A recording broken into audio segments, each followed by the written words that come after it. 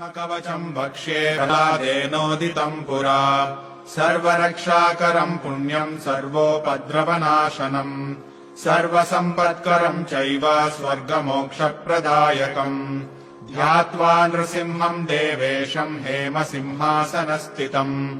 विवृतास्यम् त्रिनयनम् शरदिन्दुसमप्रभम् लक्ष्म्यालिङ्गितवामाङ्गम् विभूतिभिरुपाश्रितम् चतुर्भुजम् कोमलाङ्गम् स्वर्णकुण्डलशोभितम् श्रिया सुशोभितो रस्कम् रत्नकेयूरमुद्रितम्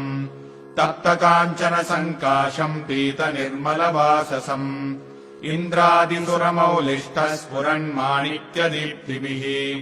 विराजितपदद्वन्द्वम् शङ्खचक्रादिहेतिभिः गरुत्मता च विनयात् स्तूयमानम् मुदान्वितम् स्वहृत्कमलसंवासम् कृत्वा तु कवचम् पठेत् नृसिंहो मे शिरः पातु लोकरक्षात्मसम्भवः सर्वगोपीस्तम्भवासः पालम् मे रक्षतु ध्वनिम् नृसिंहो मे दृशौ पातु सोमसूर्याग्निलोचनः स्मृतिम् मे पातुर्हरी मुनिवर्या स्तुतिप्रियः नासा मे सिंहनासस्तु मुखम् लक्ष्मीमुखप्रियः सर्वविद्याधिपः पातो नृसिंहो रसनाम् मम वक्त्रम् पाद्विन्दुवदनः सदा प्रह्लादवन्दितः नृसिंहः पातु मे कण्ठम् स्कन्धौ भूभरणान्तकृत् दिव्यास्त्रशोभितभुजो नृसिंहः पातु मे भुजौ करौ मे देववरदो नृसिंहः पातु सर्वतः हृदयम् योगिसाध्यश्च निवासम् पातु मे हरिः मध्यम् पातु हिरण्याक्ष वक्षः कुक्षिविदारणः नाभिम् मे पातु हरिः स्वनाभि ब्रह्म संस्तुतः ब्रह्माण्डकोटयः कट्याम् यस्यासौ पातु मे कटिम् गुह्यम् मे पातु गुह्यानाम् मन्त्राणाम् गुह्यरूपदृक् ऊरो मनोभवः पातु जानुनी नररूपदृक् जङ्घे पातु धराभारा हर्ता योऽसौ नृकेशरी सुरराज्यप्रदः पातु पादौ मे हरीश्वरः सहस्रशीर्षा पुरुषः पातु मे सर्वशस्तनुम् महोग्रः पूर्वतः पातु महावीराग्रजोऽग्नितः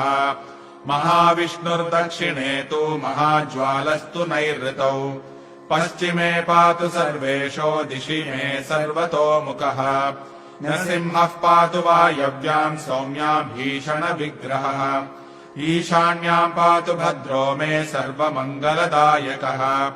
संसारभयतः पातु मृत्योर्मृत्युर्नृकेशरी इदम् नृसिंहकवचम् प्रह्लादमुखमण्डितम्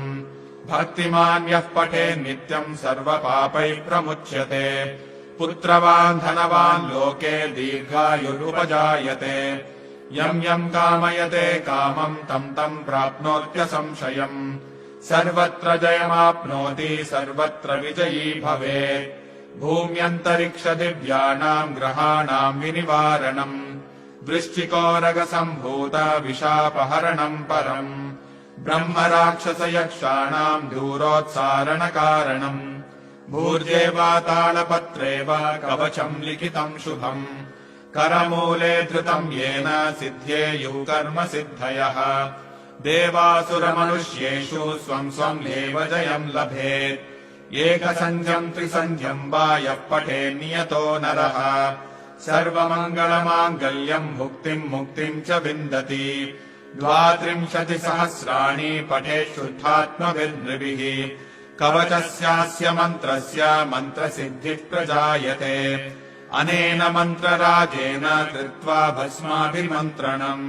तिलकम् बिभ्र्याद्यस्तु तस्य ग्रहभयम् हरेत् त्रिवारम् जपमानस्तु दत्तम् भार्याभिमन्त्र्य च